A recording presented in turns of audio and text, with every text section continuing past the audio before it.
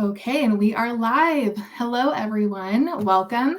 My name is Emma Jordan. I'm a community organizer at Tech in Motion, and I am so thrilled to welcome you all to today's webinar. For those of you who have been involved in our community for a while, you know that over 10 years ago, Tech in Motion was founded by staffing and recruiting firm Motion Recruitment with a mission centered around bringing the tech community together to connect, learn, innovate, and discuss the hottest IT topics of the day. Our team is constantly looking for new topics, passionate speakers, expert contributors, and more. So feel free to check out the link that we will drop in the chat to explore more ways to get involved following our conversation today. So for today's conversation, we are so excited to dive into a very inspiring discussion with two exceptional leaders, hosted by Benjamin David Novak, partner at Morgan Lewis and angel investor, and featuring our speaker for today, Saar Safra, CEO of Beewise. I can't wait for Saar to share more about the incredible work that they are doing, as well as more of his personal story of how he took his startup to success. Don't forget to stay tuned immediately following the discussion. We will have a unique virtual networking experience. We'll open up virtual networking once that discussion closes. You'll all be prompted on your screen to go ahead and join. And this will be a great opportunity to meet with other like-minded startup founders, CEO, entrepreneurs. We'll take live questions at that time for Saar as well and for Ben. So it's a great time to get all your questions answered in a more casual, conversational way. So stay tuned for that. Okay, and without further delay, I'm going to bring our wonderful speakers on stage. Your host, Ben, and our speaker, Saar. Welcome. Let me bring you guys on stage, and I'll pass it over to you. All right, thank you so much, Emma. Good morning, good afternoon, good evening, everyone. Thank you so much for joining us today. It is truly my pleasure to serve as our moderator for today's conversation with Saar Safra, CEO of Beewise.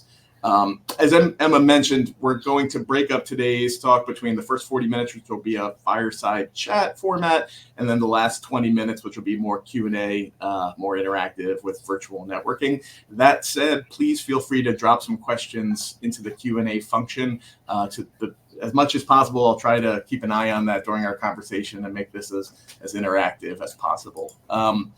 Quick introduction on me. For those of you who don't know me, my name is Benjamin David Novak. I am a corporate lawyer by training. I am a partner at Morgan Lewis, which is a large international law firm.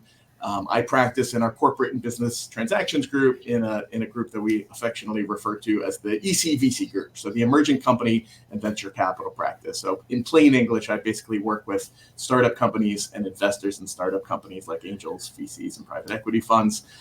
Separate and apart from my full-time law practice here at Morgan, I've also been a personal active angel investor for a bit over a decade now, deploying my own capital. I invest primarily in B2B SaaS companies, and happy to talk more about that. I also do a fair amount of service kind of in the angel community. I serve on the board of directors of the Angel Capital Association, which is the world's largest association of angels, with about 16,000 accredited investor members and represent about 250 North American-based angel groups. I chair our education committee there, and I also serve on the cabinet of the Angel Investor Foundation. But enough about me. Over to my friend here, Saar. Could I ask you to kindly give a quick introduction? Who are you and what do you do, Saar? So, hi, everybody. Ben, thank you for having me. Tech in Motion, thank you for hosting this great chat. I'm Saar, CEO, founder of Beewise. I started my career as a software developer back in the day, and then slowly gravitated more towards the business side. Eventually found my way through startups, and this is startup number 6 for me. Spent most of my life in Seattle, out of all places. Hooray for the Seattle folks on the line, and I saw there's a few. And very happy and excited to be here. Startup number 6. Wow. I think we're going to have you back here a couple more times to dig into all of that. But for today, let's talk a little bit about your current company, Beewise, which I guess we could still call a startup, even though you're pretty far along and have had some great successes already. Can you talk a little bit about kind of the early days at Beewise? You know, what was your inspiration behind this startup? What was the gap in the market that you were trying to solve? Sure. First, I'll start to say Beewise is a bona fide startup. We're 6 years old. We're about 150 people strong. and we do one thing only, and that is we build robotic beehives to save the bees. Our mission is to save the bees, and I'll elaborate a little bit more on that, how that connects to a financial goal as well. But I have to start by saying the original vision was my partner's, my co-founder. His name is Elia. The vision was his. I'm just here taking the credit for it. But really, he's a beekeeper. He was a commercial beekeeper. He went day in, day out to the field to treat bees and to take care of bees. And at some point, he realized it's unfathomable that in 2017, there is almost no technology whatsoever that is helping bees. If you look at agriculture, most of it has been mechanized and digitized. But in the beekeeping vertical or the beekeeping industry, it's all wooden boxes that have been invented in 1850, and people moving these boxes, from one field to the other. And so the vision was to apply technology towards saving the bees, and that's kind of how the whole idea started. We met each other just by chance, and I brought in the expertise around business and product, and he brought in the subject matter expertise, and this is how we spawned Beewise. So save the bees. I like a company that's mission driven and can summarize what they do in 3 words. Given that this is a mission focused, a mission driven company, I think it would be helpful just to spend a couple of minutes, maybe for those in the audience that aren't too familiar with what's going on with colony collapse and bees around the globe. Could you just spend maybe a couple of minutes just talking about what's going on with the bees right now? Yes, and what you said, Ben, is really important. One of the things I like about this company, or I love about this company, is it's very easy to explain. I can explain it to my grandma. We save the bees. It's very simple and it's very focused. But why would you even care about saving the bees? So I'll give you 2 stats that are relevant and interesting. First and foremost, 75% of all the fruit, vegetables, seeds, and nuts that we consume on the planet are pollinated by bees. 8 billion people depend on bee pollination. And the act of pollination is bringing in bees so that they can move pollen from the male parts of the flower to the female parts of the flower. So that's what the bees do. That's their part in nature. And they're the most efficient and effective pollinator, I would say commercial pollinator at scale. That's one stat. On the other hand, we're losing our bees. This is sometimes referred to as colony collapse disorder, CCD, and we are losing about 40% of bee colonies every single year, all around the globe. 40% year over year. That's kind of a reverse asymptote, kind of going towards zero. And given how dependent our global food supply is on bee pollination, this is not only is it concerning, it's paradoxical. We're losing the asset that we're dependent on for our global food supply.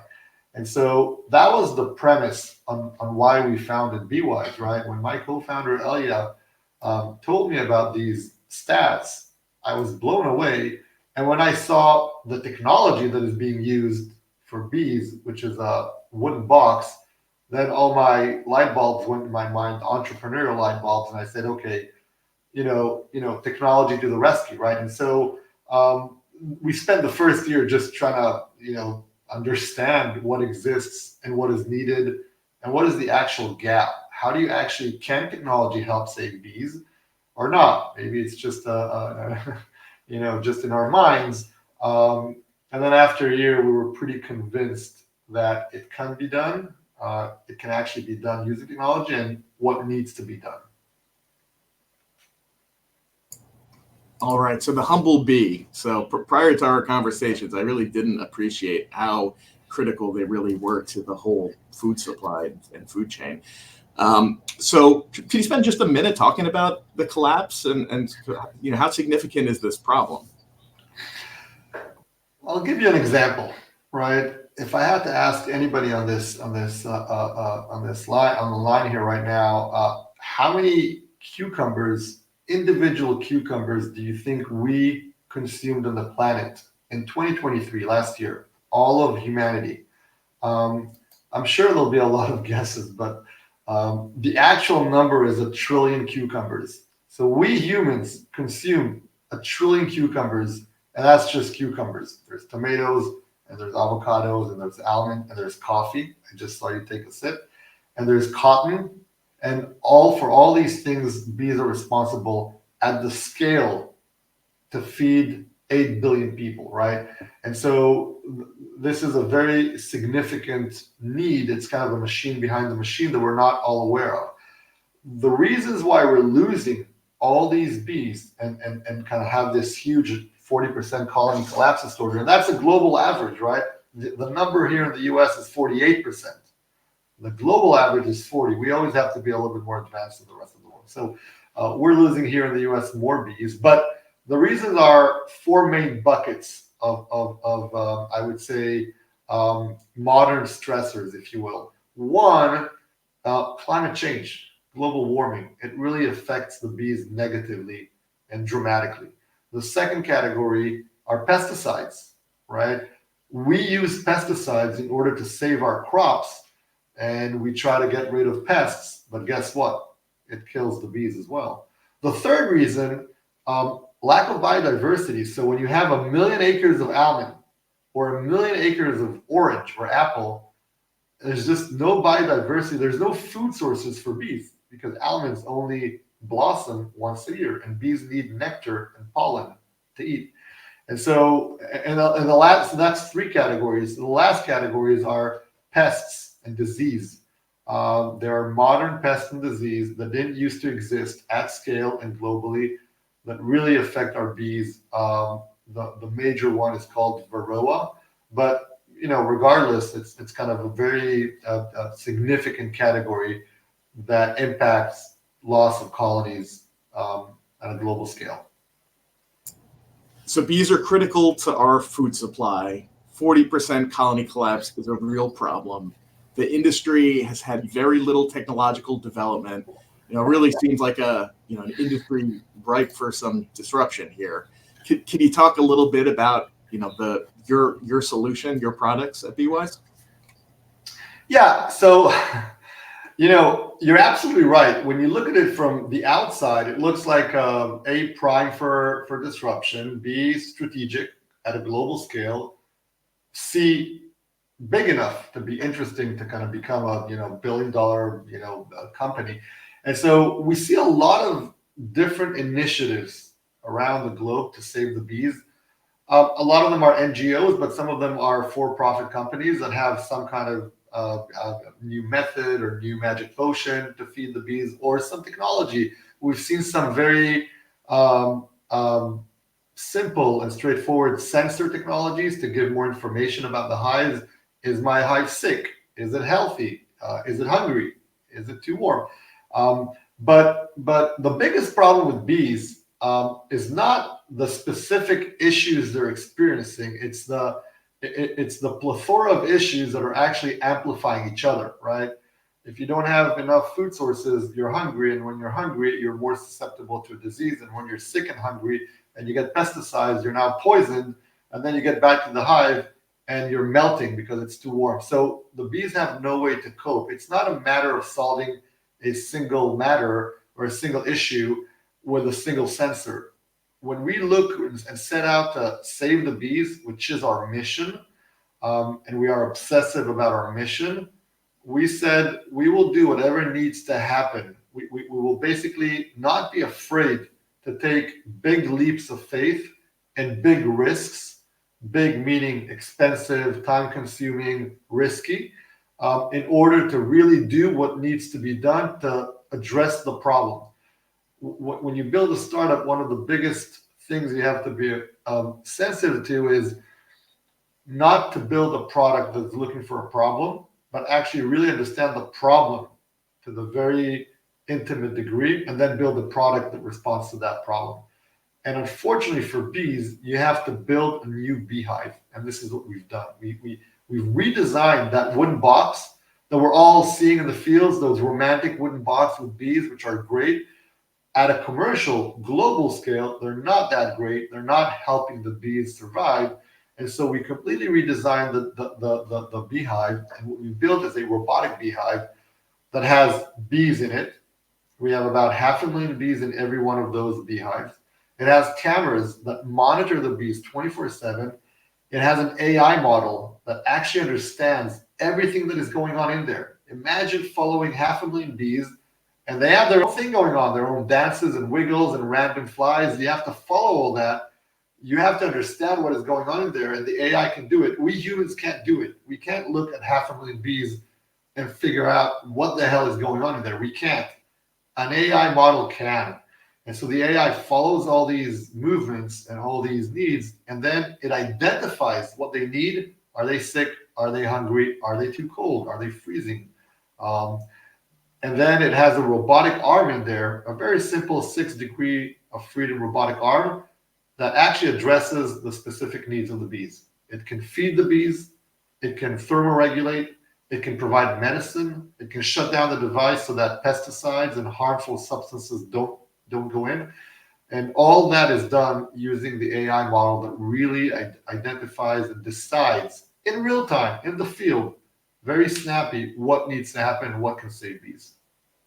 So for those of you who don't know, Beewise took home this year the Best Tech for Good award at this year's Timmy Awards. So I appreciate you getting a little bit into some of the technology. Maybe I'll kind of ask you to speak a little bit further about, you mentioned earlier that one of your critical assumptions in this business is, can technology help fix this problem, right? And it seems like the answer is yes. But you're in an industry that, is traditional. Traditional beekeeping, I wouldn't think of as a very high-tech industry. Could you talk a little bit about kind of that culture shock? Is your technology being well received by the industry, or is there pushback on AI models following the bees? Yeah, you have to, again, like you said, it's a pretty, I would say, antiquated, for lack of better words, antiquated industry. And also they haven't, in the beekeeping industry, they talk about the biggest innovation that happened was the introduction of forklifts in the 1960s. That completely changed the industry, and everybody's still very excited about it. But to your point, you really have to wrap it in a very, the wrapping matters. So you can't we don't talk to our customers about AI robotics because it doesn't mean much to them. We talk about the value they get from it, right? And what we tell them is that in our beehives, instead of experiencing a 40% colony collapse, we experience less than 8% colony collapse. That's the difference. And now imagine running a business where 40% of your revenue generating assets, your bees, disappear every year. Now, all your fixed assets, your trucks, your equipment, your warehouses, your employees, your whole business is set up to manage a certain amount of beehives, but you lose 40% of that asset every year. So when we come and we talk to them about a different hive, all that changes is the hive. The bees still do their thing. They pollinate, they produce honey, but it's a different kind of hive that gets to experience less than 8% colony collapse. We have their attention. So as a founder of a startup company, I think we tend to learn a lot through our successes, but even more through our failures, right? So while it seems like a very successful story from formation to today, any challenges along the way that come to mind, inflection points where you kind of hit an issue, and can you talk a little bit about how you pivoted around it, how you addressed it, how you got to today? We will fail all the way to success. There's no way for us to succeed without failing. The number of failures we've had, maybe it's bigger than the number of cucumbers that were consumed in 2023. I mean, look, in our case, remember, it's not only about deep tech, which is hardware, software, there's plastic, there's metal, there's machinery and moving parts and optics and all that. We also have to integrate with the bees. Now, in opposed to cattle, where you can fence cattle, you can't fence bees. Bees go in and out and they forage in the field. That's what they do. They bring in pollen and nectar. And so the bees will tell you very quickly if they're unhappy with what you're doing. So every change of software we do, every change of hardware we do, we have to consult with the bees. The bee is really the user of our device. We provide them a better home, right? A 5-star hotel, so to speak. And so they're very picky. If they don't like what you did for them, you'll find them on a tree. So at the beginning, in that first year, when we built the first very rudimentary devices, which were made out of wood and just a little bit of moving parts and a little bit of motion, we lost a lot of colonies to the trees. We saw them on the tree. They were super happy there, and they're basically looking back at us and mocking us. But you really learn the hard way. And I would say the biggest hurdle in our company today, opposed to all the other endeavors that I had in my past, is the integration with the biological model. How many companies do you know that grow a biological model in their device, in their solution? I mean, there's maybe a handful of such companies on the planet. So there's no playbook. There's no way you can learn. Nobody ever wrote about how to grow bees in a machine, a robotic machine. But once you get it right, once you get the parameters right, what they like, what makes it more efficient for them, how do you make it faster for them to get into the hive and out of the hive, because bees are all about efficiency. Once you learn and master that, they love our bee homes. And so today we don't lose. I mean, every once in a while we'll do a silly little change and we'll see it, they don't like it. But today, we have over 1,000 of these devices in the field. Each one has 10 colonies. That's 500,000 bees in each one. And they seem to love it. And that's how we measure our success. How many bees like their new home, and what is our colony collapse rate? And that's the two metrics we kind of measure and strive for as we iterate on the technology. So let's pivot the conversation a little bit to talk about scaling and growth of Beewise. So one of my personal favorite parts of working with so many startups is really kind of following them on that roller coaster of that scaling journey. Can you talk a little bit about kind of, so there's, big problem, you have a critical assumption here that technology is the solution, you build out the technology, it seems to work. Can you talk about what happened after that? Can you talk about kind of the inflection points post product, or as you're building out the product that really helped kind of grow and scale the company? That's a really good question, I have to say, because when you found a startup, when you start building your solution or technology, you don't do it to scale. You intentionally don't think about scale, and you don't think about what it would cost at scale. You just think about product market fit and how you can build a solution to perfectly fit your customer, in this case the bee and the beekeepers and the growers. And we did that.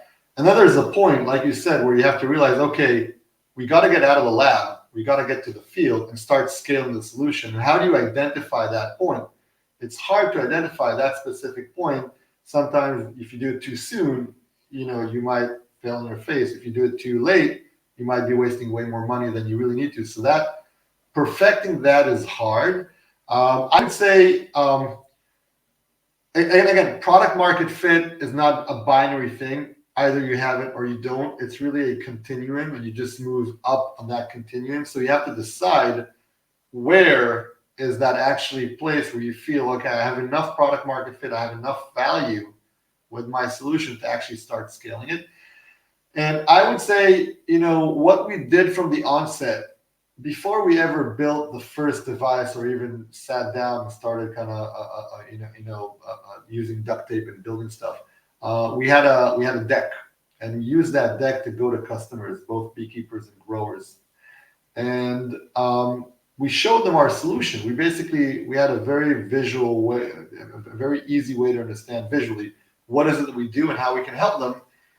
And we asked them to sign up. We basically showed them a price for this service, and we told them that they could get early on, in the queue and kind of be like early adopters at a lower rate. And then at a certain point, once we had many of these, we had like reservations for 6,000 of these devices. We figured, okay, the device works, there's enough demand, let's start scaling. And when you scale, you need to raise capital to scale, and you need to start thinking about, operational efficiencies and operational excellence and manufacturing. We have all that good stuff going on. And so that point for us was significant demand, which significantly outstripped the supply. And also the colony collapse, once we were able to reach 15% colony collapse versus 40, that was our kind of green light, where we said, okay, that's a significant enough value from 40 to 15.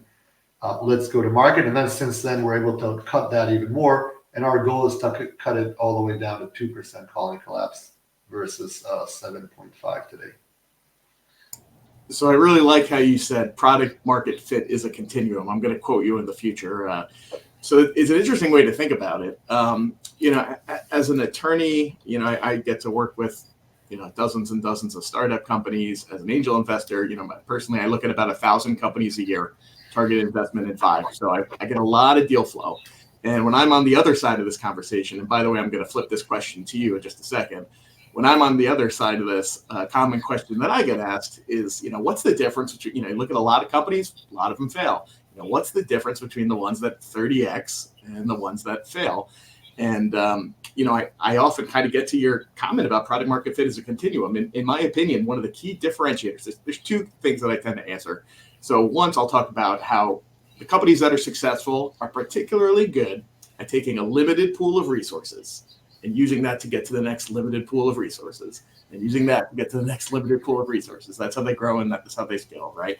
And so part of that bucket of resources is capital, raising $1 million and then 5 million and 20 million, but not just capital. It's all those things, right? When people talk about execution is key. What is execution, right? And so often I think about using that limited pool of resources to get to that next bucket of another limited pool of resources. One of the other things I often talk about as well, and once again, I'm going to flip this question to you as to, what's been critical to your success in your experience. One of the other things that I often talk about is the teams that are able to pivot, right? The people who throw something at the wall, something sticks, they get information, and based on that, they make new decisions, right? So your whole comment about, product market fit is a continuum, you got to try, right? But then once you get some good data, my guess is your initial guess was imperfect. And then your ability to kind of accept that and pivot, and how quickly you could pivot that product to better solve that problem, or maybe a new problem that you didn't understand or think of originally. Those are the 2 things that often I think really differentiate those that succeed from those that fail. So maybe I'll flip it to you. And I know, you've worked at 6 startups, you're in the scene. I'm sure you have lots of experience with many others. What have you noticed, that anything that sticks out either in the Beewise story as to what's been critical to your success, or in other companies that you've worked at or worked with? What's been kind of the differentiator between those that are successful and those that are not? I'll kind of piggyback on what you said about pivoting, right? For me, I would say, and you said 2 important things. You talked about failures and pivoting, right? I kind of look at it almost like kind of the resilience category, right? The resilience bucket. You have to be resilient, and you have to make sure that every failure you take as a learning. And basically, we look at failures as increasing our IP, right? Every failure we have, our IP gets better. You got to the bridge, you lost, you missed your turn, make a U-turn, go back, right? You learn from that, and you understand the sandbox you have to play in. So, and it's kind of interesting. Resilience can't be taught in business school, right? I went to Foster School again, go dogs. But like you can't teach resilience. So when we hire to our team, this is what we're trying to optimize for, not which school you went to, what you mastered there, but actually, resilience is something acquired through life experiences. And actually, the CEO of NVIDIA talked about it a few months ago. I heard him at a speak, and kind of it's something that I've been talking about 20 years, so it resonated really well with me. And resilience allows you to fail and not take it to heart, not feel like you're a failure, but actually feel that the failure helps your IP. A, B, pivot accordingly. If you're attentive and you're listening, you're putting your ear to the ground and you hear things, make sure you're not biased to the dogmas you have, and you can actually pivot accordingly. And if you're resilient, this helps a lot. And so I want to think, again, every CEO wants to think that their team is amazing and all that. But I want to think that, put aside amazing or talented, I want to think that our team is a pretty resilient team, our executive team and our entire team in the company, which helped us a lot at all these twists and turns. You know this well, right? A startup doesn't grow linearly. It looks like it does, because every year we look at the numbers, but it's really it's a roll, and it's a step function. Every once in a while you get this step, boom, you go up, you go down. And so, yeah, resilience helps a lot, smoothing those big swings. So resilience is key. Another takeaway that I'll probably quote in the future. Personally, my own personal investment thesis, I like gritty founders. Nothing against a Wharton MBA. I like a Wharton MBA, and if you can find a Wharton MBA that's also really gritty and hungry and resilient and willing to kind of follow that counterintuitive information forward, kind of fail forward, all the better. But between the two, always going with that resilient team, always going with the team over the product, and personally at least. Let's continue the conversation and talk a little bit about kind of culture and mission alignment. So Beewise is not just a tech company. It's also deeply focused on sustainability, environmental impact. We talked a little bit about this, but, how has the mission to protect the pollinators and support the agricultural ecosystems shaped the company's direction and culture? Because, that it's a, sometimes I talk about the roller coaster ride of a startup, and sometimes I say, as long as you have cash in the bank, you continue to ride. But, sometimes you run out of cash and your game's over, right? So can you talk a little bit kind of how you balance that? You talked about how the bee is your customer, or at least the bee is your user, right? And you're mission driven, but in order to support that mission, you also need to kind of attract investors, raise capital, continue to grow and scale to kind of keep those investors happy. Can you talk about kind of how you balance that double bottom line? Our mission is very important. Everything we do, we go back to the mission. Every decision we make, every intersection we have to choose, or every path we take, we ask ourselves, is this advancing us on our mission? Kind of like product market fit. Our mission is also a continuum. Saving the bees on the planet. It's a big hairy goal, and so we realize it's not a matter of a yes or no question. It's a matter of how much, how many, how fast, how effectively, how costly, and so on. And so I would say our mission is our compass. I mean, we talk about that in every meeting. Almost somebody will ask, okay, is this the right way to save the bees, or that? And then we argue about it. But at least we're all arguing about, the same mission and the same goals in mind. And I connect that also to the culture thing that you talked about in the company. In our company, at Beewise, passion for the bees is an integral part of our culture, right? It's our currency. That's what we live by. I'll give you an example, right? Even in the hiring process, our hiring process, is really long and very, I would say, deliberate, right? We try to choose people who are very mission driven. But if you don't mention in your hiring process, throughout the entire hiring process, that you're passionate towards our cause, unsolicited, we don't have to ask you, but if you don't mention it even once, you won't get hired to Beewise. Even if you're the most talented person on the planet, and the hiring manager really needs that software developer, they get to fill in a very specific role. Still, they'll get vetoed by HR, by the CEO, because it doesn't matter what you do at Beewise. You can be a PhD in physics. We have a couple of those, and you can be, a 21-year-old beekeeper just fresh out of school.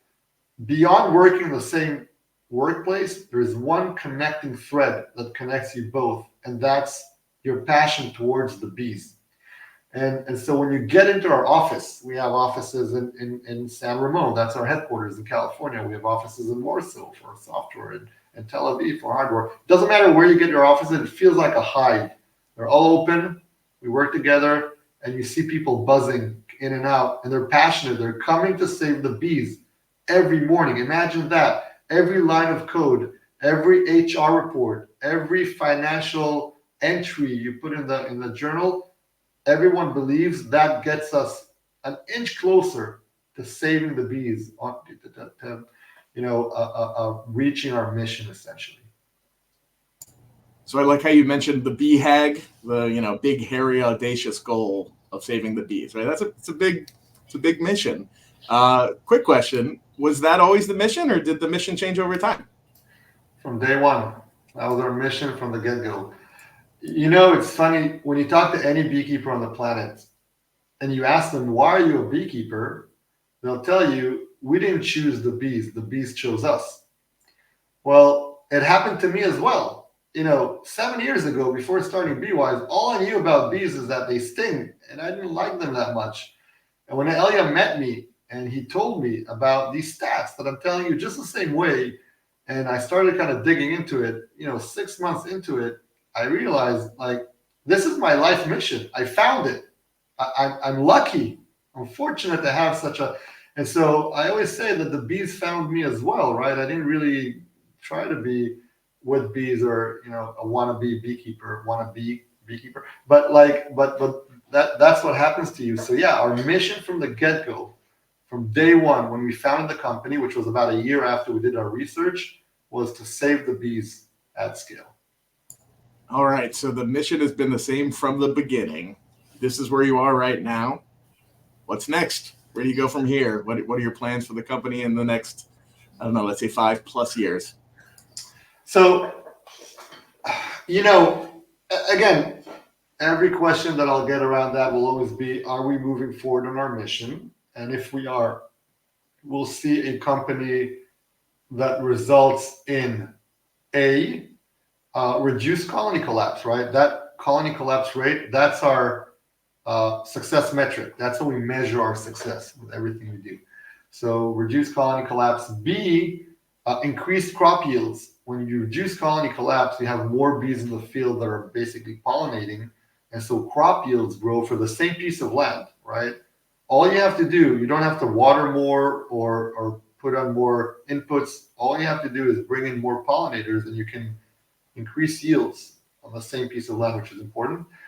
And I would say the third thing that you should see in the next 5 to 10 years is also the balance, right? There's a balance between availability and price of produce, basically. Today, for example, when you think about an almond, 18% of the cost of an almond is because of pollination. 18%. Think about what goes into an almond that you and me eat. From the time it was seeded and grown and watered and manual labor and then harvested and then wrapped and transported and retail and wholesale and branding and all that. And out of all that, all the costs of a single almond, 18% goes towards pollination. The core reason is because we're losing the bees. They're becoming such an expensive input. So if we're successful and we're moving on our mission in 5-10 years, you will see a better balance between A, the availability of such produce for the same piece of land, and B, the price will be different than the structure of the price. All right, Emma, so calendar that webinar 5 years from now. We'll bring Saar back and check in on his progress. I know we have a lot of early stage entrepreneurs on the line today. After living through 6 startups, I'd be remiss if I didn't ask the question, what advice do you have for these earlier entrepreneurs, people that are just starting their journeys into entrepreneurship, maybe their first startup? I'm sure all 6 of your companies were wildly successful, but I'm guessing you learned a couple of things along the way, maybe through some of those fail forward moments.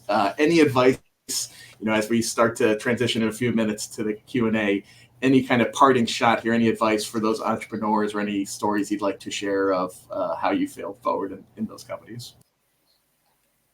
Don't do hardware. I'm just kidding. But hardware is hard. But look, I would say, I don't know if it's good advice, but like if you can get yourself to be obsessive about your cause and mission, I think that helps. Building startups is really hard. It takes a long time. And like I said, there's resilience and there's ups and downs. Really being passionate and obsessive about that mission is something that can carry you along.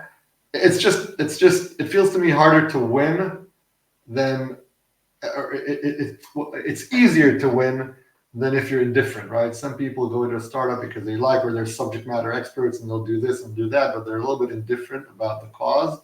I just think it's harder to win when you're indifferent. I don't know if that helps, but that's kind of how I feel about it. So one follow-up. So being obsessive about your mission, Is that unique to social impact focused companies, or do you think that transcends social impact? I think it's easier. It's easier when you're an impact driven or mission driven company. It's just easier. It becomes more natural because then people really do, they kind of, it's almost like you're following your dream. How fun is it when you're working somewhere and you're actually seeing your dream come true? I think it could also be achieved in non necessarily mission or social driven companies. It's just a little bit harder. Yeah. Great advice. So Emma, I see we're coming up on 40 minutes. Is now a good time to transition to Q&A? Now is a great time. So I'm going to go ahead and activate our event networking. So this is not the end of the conversation. You'll get a little prompt to jump into one of those, into that room, and we can keep the conversation going. So we'll kick off by maybe starting with one of the questions that have already been asked. Just a heads up, when you join the room, we've tried to disable this, but there's no way to. When you join the room, your video and your audio will automatically come on. So as you're joining, if you would just be mindful of that and go ahead and automatically mute yourself, so we don't hear any feedback and shuffling around, but then feel free to come off mute to ask your questions. We can also keep the chat going as well. So I'm going to activate that networking and we can all hop over there and keep the conversation going. I'll see you guys in just a minute.